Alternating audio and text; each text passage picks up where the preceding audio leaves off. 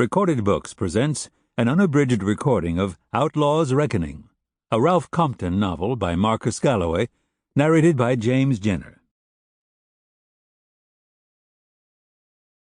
Chapter 1. Cochise County, Arizona Territories, 1885.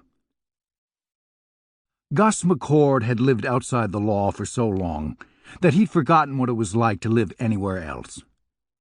He carried his victories and losses as scars on his face, wounds on his body, and nervous tics that acted up at unexpected noises. Every so often, Gus thought his whole body had gone numb after being put through the ringer too many times. He learned to live with the numbness, just as he'd learned to deal with the pain. It wasn't any harder than learning to live with the use of one good eye. One of Gus's scars started a few inches above his hairline, cut down perilously close to his left eye, and then sliced along the side of his nose to end at his upper lip. The axe blade that had done the damage had also taken out a pair of Gus's teeth in a fight that ended with the wielder of that axe being shot full of more holes than a sieve. Gus never knew that man's name, and had left him to rot under a few scoops of dirt somewhere in Oklahoma. It took months for him to see anything out of that eye, and even when the wound healed up, the scar was fatter than an oversized caterpillar, which prevented him from opening it all the way again. His aim suffered after that. In fact, it suffered enough for him to find himself a .38 Smith & Wesson to go along with the modified Colt 44 he'd carried since he'd first struck out on his own. Actually, he'd stolen the .38, just as he'd stolen pretty much everything else he'd ever owned. Gus wasn't an old man, but he looked like someone who'd seen a hell of a lot more than 41 winters. A thick mustache sprouted from his lip in an effort to cover a bit of the damage done by that axe.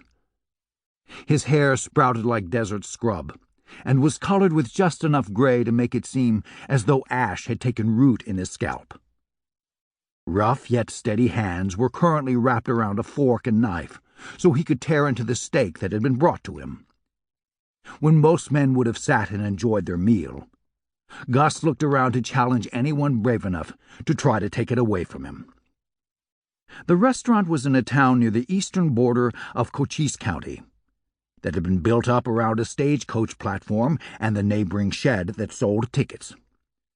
A telegraph wire hung from a series of poles and threatened to fall to the ground whenever the gentle breezes grew into gusts. It was a clear day, and the wind was barely strong enough to push a tumbleweed along. So everything was right in that pathetic excuse for a town. As he sawed his last hunk of beef in half, Gus looked over to one of the nearby tables. A little boy over there had been staring at him since his arrival. The young man with the boy could have been the kid's father, but Gus didn't know for certain. When that man shifted around to see what the boy was staring at, he immediately turned the kid's chair around and scolded him. "It ain't polite to stare at folks," the young man hissed. "But he looks funny," the kid insisted. "I think he hurt his eye." "Don't stare. Whatever happened is over, and I'm sure it didn't hurt none. Just eat your soup and stop making folks uncomfortable." Oddly enough, Gus hadn't felt uncomfortable until that moment. Before the kid could twist around to get another look at the forbidden sight of Gus's beaten face, his attention was drawn to the front door of the little restaurant, as it was pulled open with almost enough force to separate it from its hinges. Through that door stomped a man who looked to be on the verge of howling like a coyote. His wild face was covered with thick dark brown whiskers, and his jacket was open to display the two pistols hanging at his side. Unlike Gus, this man had always carried two guns. Doyle Hill also carried knives and a railroad spike that had been split in two and dented almost beyond recognition. Doyle insisted the spike was a good luck piece, but Gus knew better.